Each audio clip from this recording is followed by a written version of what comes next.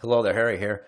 In this video, we're going to quickly reveal the levels for Trump Tower Chicago condo sales, periods dating between March 2015 through February 2020, 5 years. The green line represents the number of active condos for sale in the building. The blue line represents the number of closed sales. And what we do for this, and what I do for this, is on the first of every month, I do a 12-month look back. So I'm populating the information based off of 12-month look back, closed sales. The red line, same thing, 12-month look back, closed sales that were cash. And then the yellow line, same thing, 12-month look back, closed sales that were the cash ones but were over $1 million purchase. I look at the yellow line, smart money, savvy buyer. If you have $1 million in cash or more to purchase a piece of real estate, in my opinion, that constitutes a savvier buyer.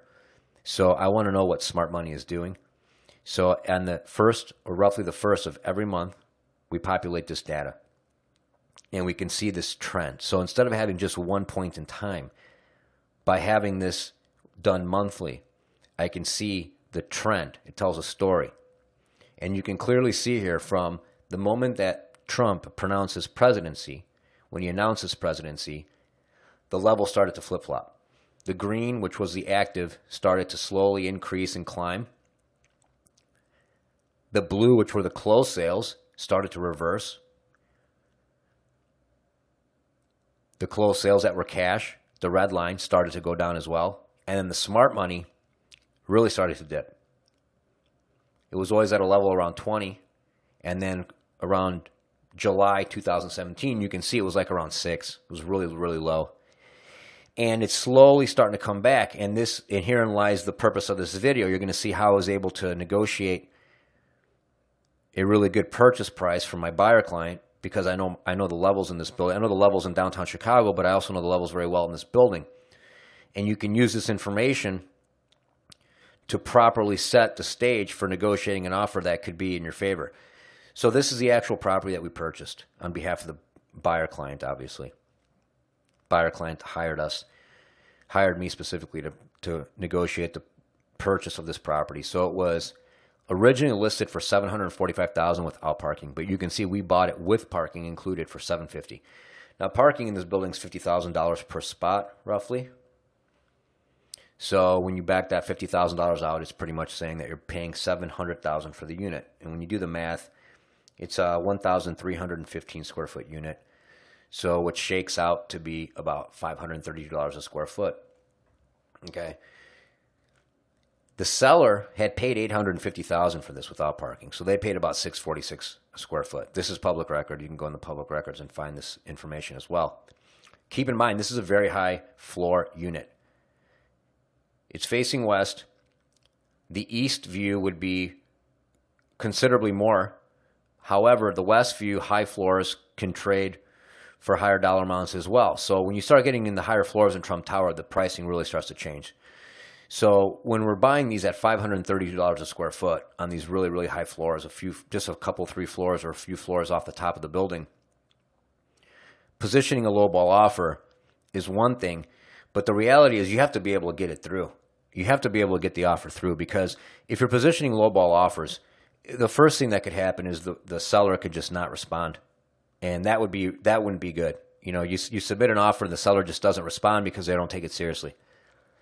If they respond, that's great. At least you can start the negotiations. But the reality is, how do I go about positioning a lowball offer and legitimately presenting the case to the broker on the other side as well as to the seller in this case? So I have a unique method of valuing real estate. I call it HK value analysis. The HK value analysis is the only method on the market which triple checks property values against 3 proven pricing methods. All right. So you don't need, this is a calculator that I use. And then what I do when I present the offer, I actually present the offer with information from this calculator that's undeniable facts, just basically mathematics.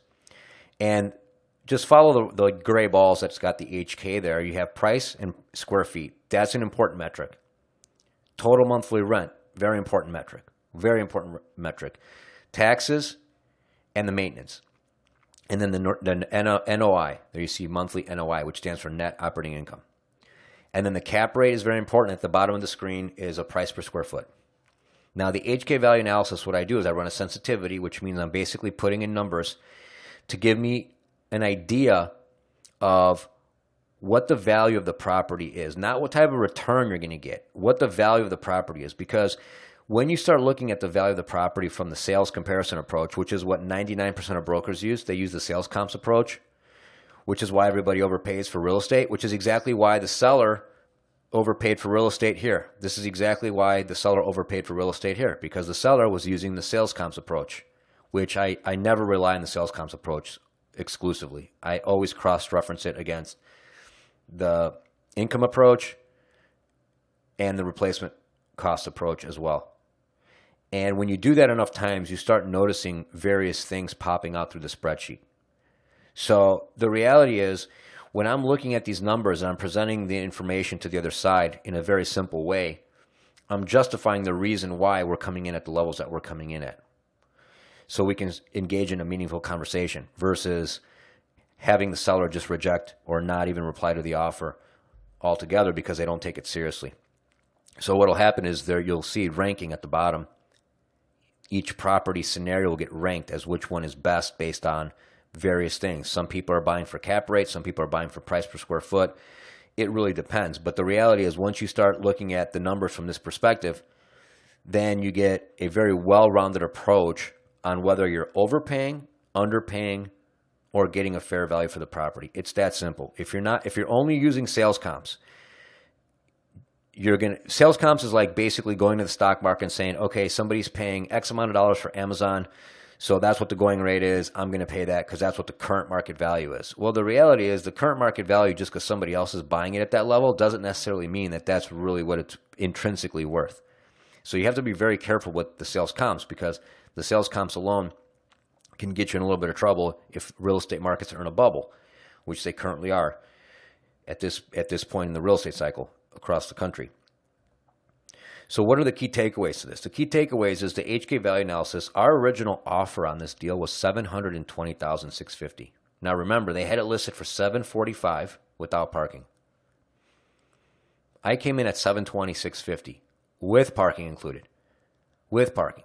So when you think about the fact that $50,000 is the parking space, effectively what you're saying is this unit is, you're saying to the seller, hey, I want to buy your unit from you at $670,650 when they paid $850 for it.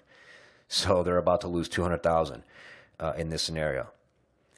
So I got it through. I got that offer in for $720,650 with parking. I got it through without rejection. I provided a brief video summary to the sell side so they understand where I come up with my numbers, so they don't think that we're just pulling numbers out of thin air.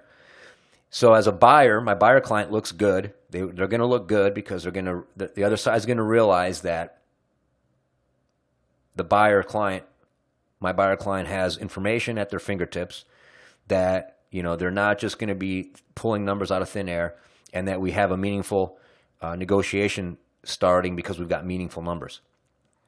Now, another thing to keep in mind is that this property was originally listed in 2018 for almost the entire year of 2018. It was listed at nearly $800,000 without parking. Probably because the seller was trying to get out of, the property for whatever reasons, and it sat there for 348 days. It was relisted in late 2019, and when I saw the levels on where it was relisted at without parking, I knew the seller was definitely motivated, because the market was telling them that earlier their levels were unrealistic.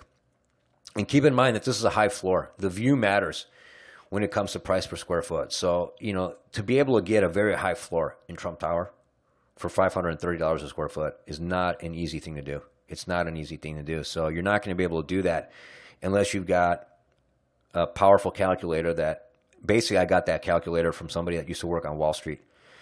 So you know that they left Wall Street and they created their own real estate fund.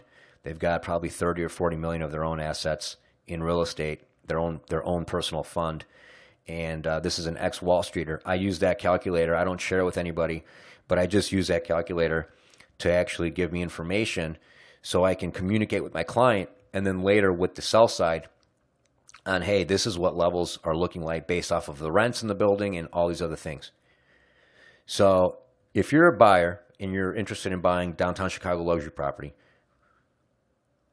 Trump Tower property, either way, feel free to contact us. Click the link if there is one below the video. Enter your information.